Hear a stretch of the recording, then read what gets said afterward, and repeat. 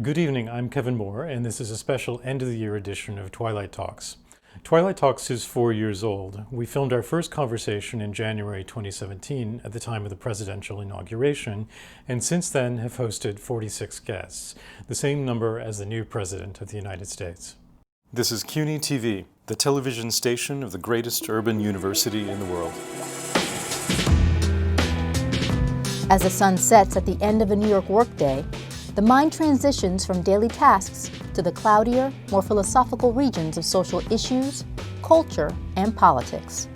In a democracy, every perspective on the world is important, and people in art and culture have surprising bodies of knowledge that can shed fresh light on today's reality.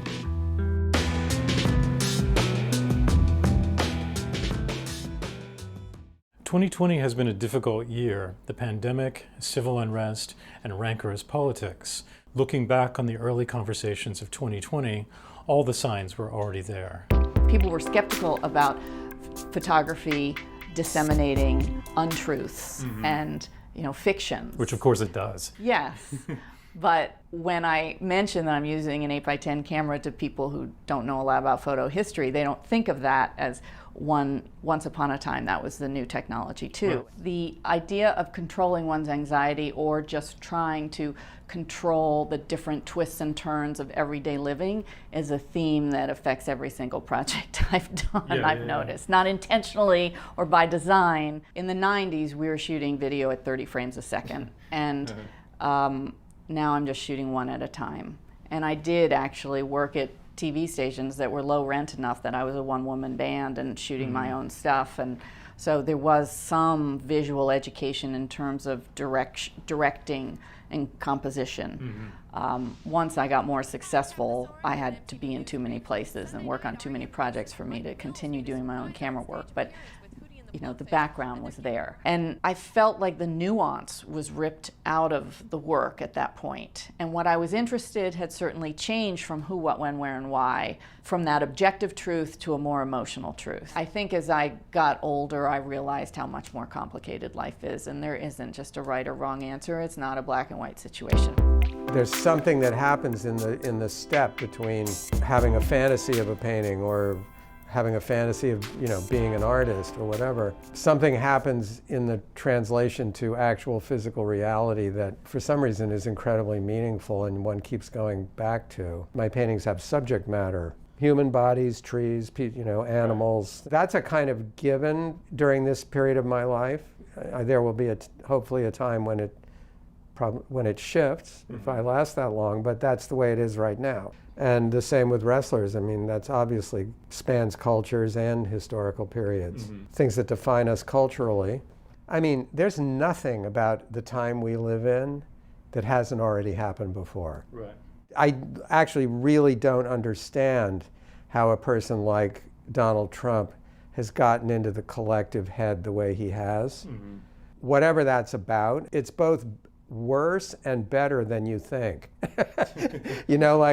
Like there have been people like him before, and there's something about the time right now that makes half of reality invisible to the other half. There is an ultimate backstop to all this, which is what really happens, which is frightening because that could also result in things going extremely sideways. We're acting like we can sort of change, but we can't change. Change takes an incredibly long time. I would say I think of my work in a really multi-layered sort of way in that there are some things that couldn't be more obvious depending on the perspective in which you look at them.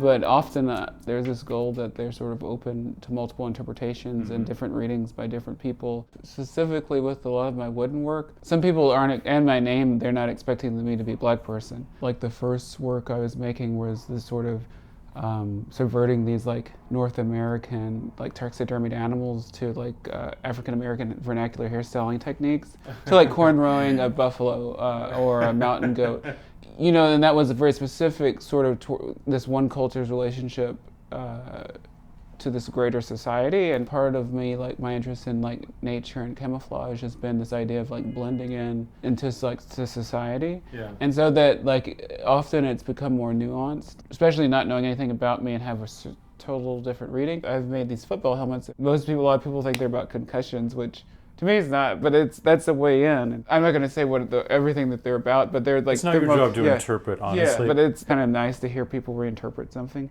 especially if it's in a way, often which I might not have thought of. Because one element of, for example, these skillets, there's one, I can't say that Modigliani, but also with the Gauguin statue in it, they're juxtaposed to these African masks, and it's more about, in that case, this idea of this modern art being influenced by this African culture. Growing up in Ghana, I knew of myself to be half Ghanaian, half Scottish, or half Muslim, half Jewish or whatever, but I had a vague sense that there was blackness in the world, but when you grow up in Africa, everybody's black, so I don't think it's your primary means of identification. Yeah. But then, like most of my contemporaries, I left to go to school in the UK and then to university, and then you discover there's a whole different identity out there, which is black or African American or whatever it is. And in a way you configure it, I think, more authentically, because culture is always specific. It's tied to language or to religion or to ritual or to something. It's not simply color. Yeah.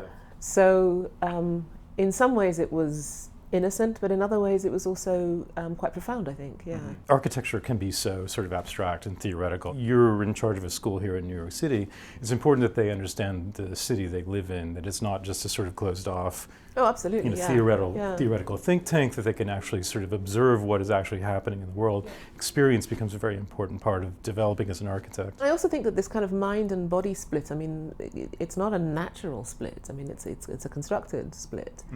And I think, somewhere like City College, which for me is very interesting, is not unlike Johannesburg, where the students are incredibly diverse in their kind of demographic and their ancestry, their linguistic abilities and so on.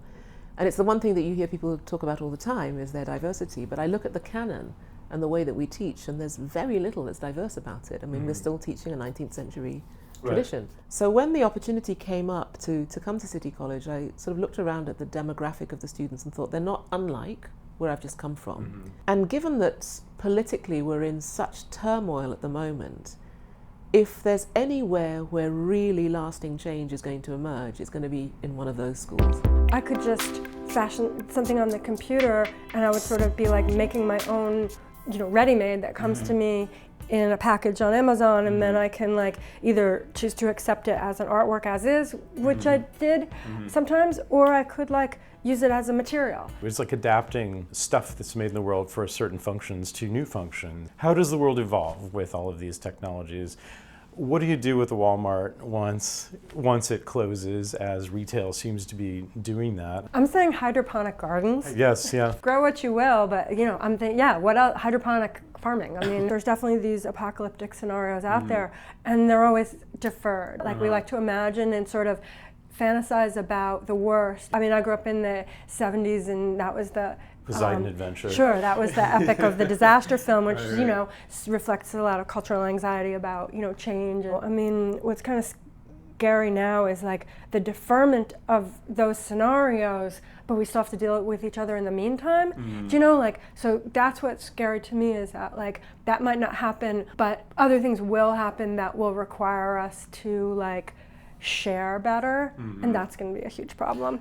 On March 20th, New York's governor issued stay-at-home orders as New York City became the eye of the pandemic. At that moment, our lives moved on to the internet, and Twilight Talks moved outdoors. For a long time, I've just been doing things on the internet and just putting up websites, which I like because they're hidden and can be sort of internal. People encounter them alone. I don't see them as being in a public space, really. I think it's an internal space. So websites like Maxim Sorrow. Yeah, Maxim Sorrow, and the work that I did after that time period, I wouldn't tell anyone about it. I would put up a website and not link to it or have it linked to anywhere. And then it's sort of like it's off in a jungle and you would have to stumble on it accidentally, or maybe it has a sort of a fable status where it may exist or it may not. I don't think that the internet is particularly good for people. The promise of it of the internet from the start, sort of California New Age tech guru guy presenting it as something that was good for humanity, like sort of the library of the world. But I see it as more properly as like a drug experience. And it's making a joke out of the notion of purity even. But it's like everything that I work on as simultaneously a joke and completely serious. And that hopefully then people are totally unclear as to whether I'm joking or not. And then that's the place where you have them in the twilight. After the election, they decided, well, maybe we could, make a documentary with this footage. So the intention was already there to do something. And Hulu bought it and said, we want to use this footage to make a documentary. The episode of Hillary competing against Barack Obama for that nomination, and then immediately after winning the presidency, he hires her in a very prominent role in his administration. It just feels to me like that kind of coalition building needs to happen now more than ever. The divisiveness in the country right now is just unbearable, and I don't know how anyone's going to stitch that back together. It's true. It is tough though, because the other side of the aisle, there's not really a willingness to work together. And that's true for a certain segment of the left as well. More, the lefter leaning you are, the less likely you are going to, be able to work with the other side. For me, science is definitely my way of understanding the world. It is my cosmology. It seems to me the most reasonable explanation of who we are and how we got here to date. But at the same time, science doesn't have a sort of monopoly over the culture of nature. So I'm also interested in popular forms as well. What do farmers have to say about this? What do hunters have to say about this? What do gardeners have to say? How do we, as a society, come to some kind of notion of what is the natural world and what's our relationship to it, what are our obligations to other animals, and it's something that is continually in formation. But science is one of the important parts of that puzzle. But as artists, we can use a very different vocabulary to talk about some of those same things, and we can use things like anthropomorphism, for instance, and humor and metaphor and all of this kind of stuff, which is our, that's sort of our bread and butter. But we're not conducting science. Right. But I think, science and art are allies. At least we share the same enemies, right? Fundamentalism, intolerance, ignorance. I didn't even have a camera, but all my friends were in the basement doing photography, and I thought that was very cool, so I took a photo class. And one thing led to another, so I ended up doing photography. Was it your first big assignment, doing Monterey Pop Festival, 1967, or were you already doing things before I was that? doing assignments, but it wasn't even a big assignment, really. Monterey.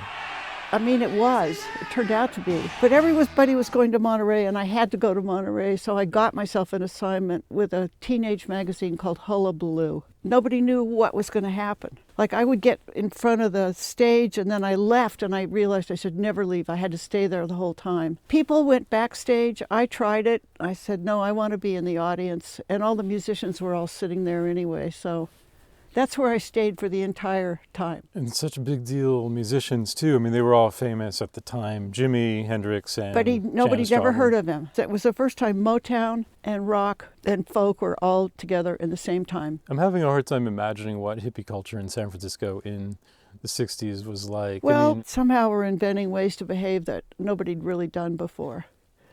And so that started the mythology. But then Herb Caen in the Chronicle wrote about it, and the whole country found out about it. So all the people went there because they read about it in the media. And I was very aware that it was created by the media.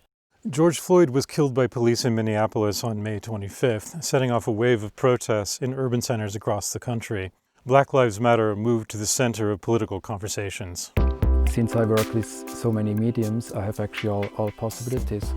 What is great, like for me as an artist, to place my language just for certain purposes, make the clouds for the Central Park, make a more complex movie maybe, make a more complex photograph. And now I started painting, what is a new medium, and I think probably my paintings, when people see them, they hopefully say, oh yeah, this is just Olaf's work, And I think more about the place of us humans regarding nature, like what that means, these 200,000 years as Homo sapiens, how we maybe the last 10,000 years developed our more structure with being more efficient, and then especially the last 100 years to getting really efficient, the last 10 years really efficient. Efficiently suicidal. Right, yeah.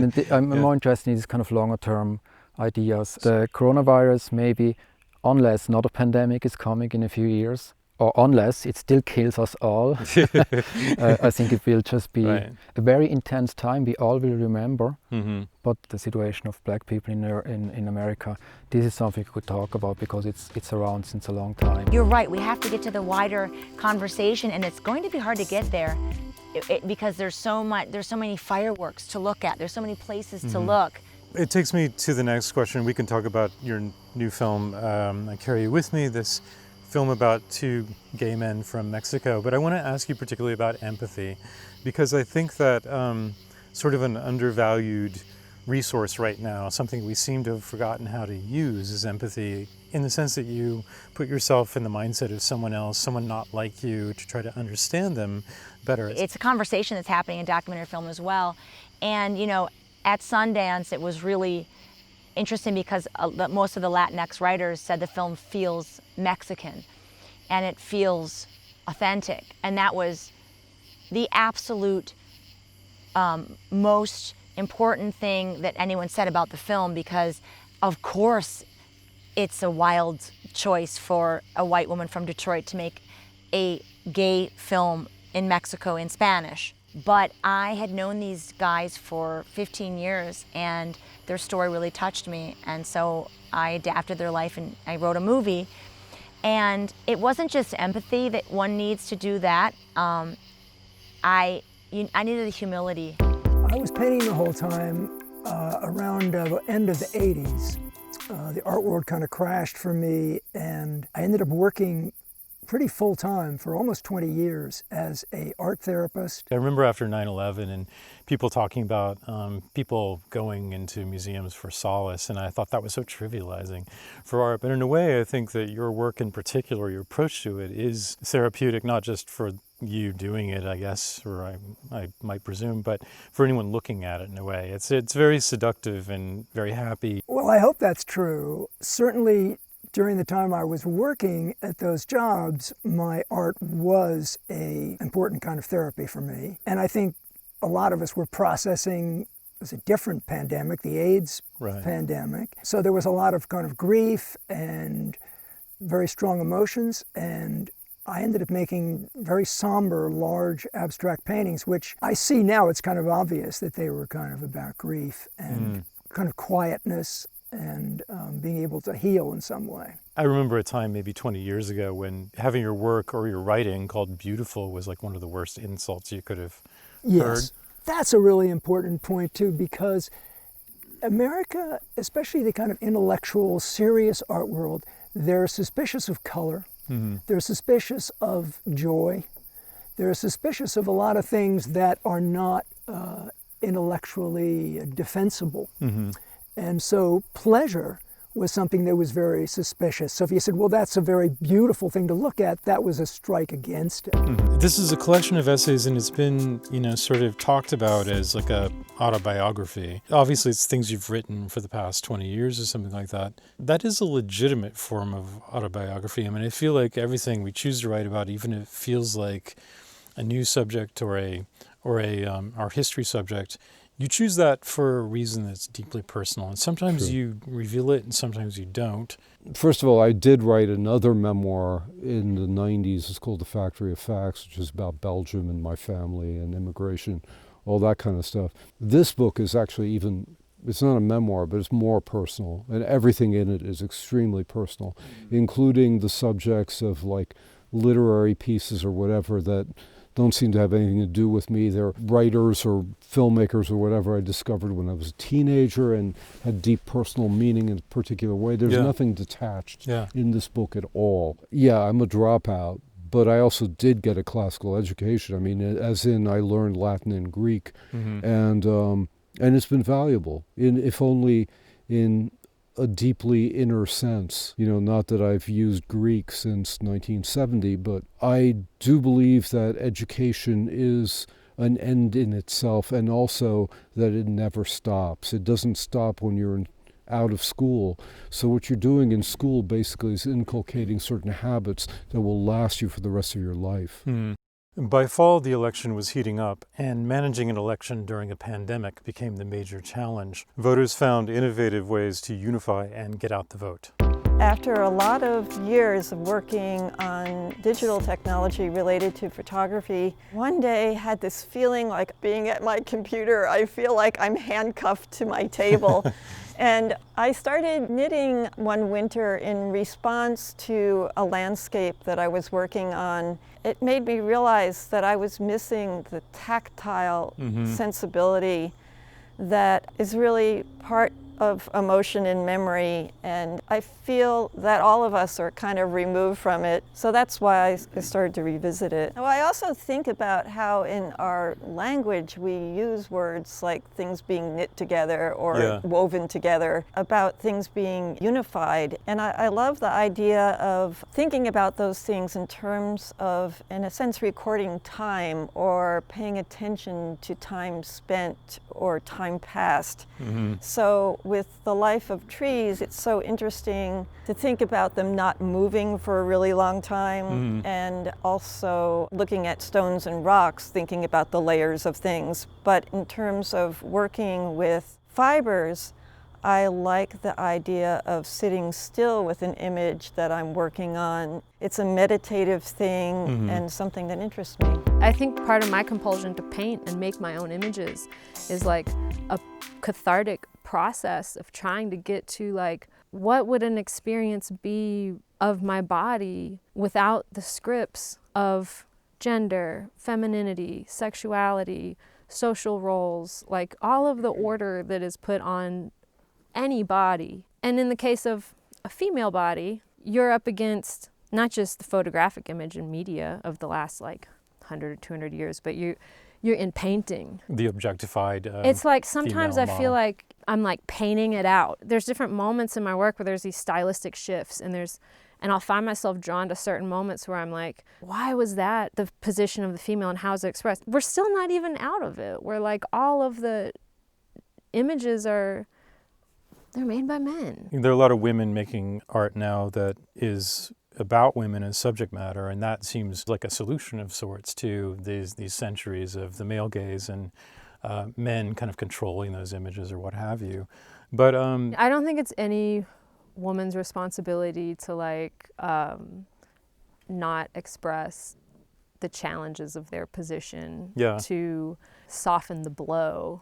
I think it's all good and like it's all necessary. I mean, it's almost how I feel about like resistance right now, political it's like it's all necessary. We need people in the streets. We need people with direct action. We need people with legislation. We need people writing poetry. We need people doing all of these things. I never really refer to the premise of the show as Twilight Talks, but it has to do with not just the time of the day, but also to the sense that maybe civilization is ending or something like that. Are you a defender of those memories? I don't, I've never really thought of it that way. I'm reading The Plague, 1348, 47, and then the crazy kings that were in business then. I mean, really nuts. And the whole chivalry thing is kind of on the wane. It's not really connected to anything real anymore. I mean, it used to be, but it was getting more just showy and, let's get all dressed up in armor and go to pageantry. war. It seems like there was something similar going on now, you know, with crazy kings. Mixing politics with religion, yeah, right? That somebody approved that somewhere, some cardinal, Right, yeah, no. I love that. I mean, are you making figurines of medieval Renaissance characters through the Trump administration? Right now, I don't feel particularly demonic or attracted to demons. What attracted me to, especially the medieval, was it's before psychology was figured out, but it feels so psychological and just, the underside of things and that it's all out there, It feels to me like people are looking for more mystical stories or stories that have more kind of mystery involved in terms of people's motivations. I guess a lot of that's pre-Enlightenment. Right. It all can't be explained. 1305, 1303, 700 years ago. And it's like, oh my God, that's so beautiful. And I can connect to it, you know? I'm not an abstract artist. I tried for a few years, but I could never figure out when to quit. Looking at paintings, I get to make up a whole other side of it. Yeah. And try to get the gesture and feel it. And with the landscapes I've been doing recently, it's Right. trying to get some perspective in there. Landscape can mean many things, but are these little landscape models you're making, let's say, is that a kind of escapist reality? Well, I guess I can identify easier the human drama. Actually, I'm working on one right now. The Cranach Eves, where she's like, right, no shame. Yes, right, yeah. Those are so great. Before she was... Before... Yeah. yeah. Last couple Right. of years, I just love that image. But then, once the pandemic, I just couldn't do those figures right now. It just like, if I were to do figures now, it would feel sentimental. It would be based on some emotion that's from another time and not necessarily right now. Post-election, and with still so much unrest, 2021 promises to be another difficult year. Yet 2020 taught us some important lessons: to work together, to respect one another, and to enjoy the precious moments of our lives. Have a happy and safe holiday season.